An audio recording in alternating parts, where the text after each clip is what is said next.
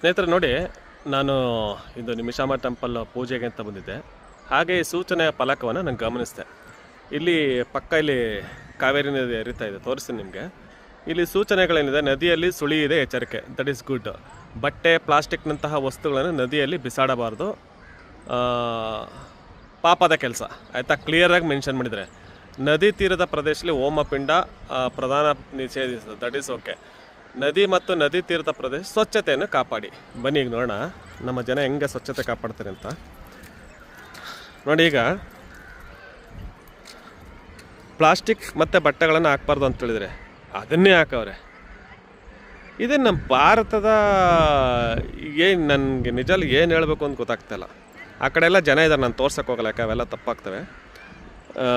ನೋಡಿ ಹಿಂಗೆ ಪ್ಲಾಸ್ಟಿಕ್ಕು ಬಟ್ಟೆಗಳು ಎಲ್ಲವನ್ನು ಹಾಕವ್ರೆ. ಈ ಕಡೆ ಕಡಿಮೆ, ಇನ್ನು ಆ ಕಡೆ ಅಲ್ಲಿ ಜನ ಇದ್ದಾರೆ ಅಂತ ನಾನು ಆ ಕಡೆ ಝೂಮ್ ಮಾಡ್ತಾಯಿಲ್ಲ. ದಯವಿಟ್ಟು ಭಾರತೀಯ ನಾಗರಿಕ ಪ್ರಜೆಗಳಲ್ಲಿ ನಮ್ಮನ್ನು ನಾಗರಿಕರು ಅಂತ ಕರೀತಾರೆ. ಸೊ ನಾಗರಿಕರು ಅಂತಂದರೆ ಶುದ್ಧತೆ, ಈ ಕಾನೂನುಗಳನ್ನು ಪಾಲಿಸುವಂಥದ್ದನ್ನು ಮಾಡಬೇಕು. ದಯವಿಟ್ಟು ಈ ದೇವಸ್ಥಾನಗಳಿಗೆ ಬಂದಾಗ ಈ ರೀತಿ ಮಾಡೋಕ್ಕೆ ಹೋಗ್ಬಿಡಿ ಪ್ಲೀಸ್. ನಿಮ್ಮಲ್ಲಿ ಕೈ ಮುಗಿದು ಕೇಳ್ಕೊತೀನಿ, ಇನ್ನೇನಿಲ್ಲ, ಇನ್ನೇನು ಬೇರೆ ಏನು ನಿಮ್ಮನ್ನೇನು ದುಡ್ಡು ಹಾಕ್ತಿರೋ ಬಿಡ್ತಿರೋ, ಪೂಜೆ ಮಾಡಿಸ್ತಿರೋ ಬಿಡ್ತಿರೋ, ಈ ನದಿಗೆ ಬಂದು ಸ್ನಾನ ಮಾಡಿದಾಗ ನೋಡಿ ಈ ರೀತಿ ಬಟ್ಟೆಗಳನ್ನು ಬಿಸಾಕಕ್ಕೆ ಹೋಗ್ಬಿಡಿ ದಯವಿಟ್ಟು. ನಮಸ್ಕಾರ.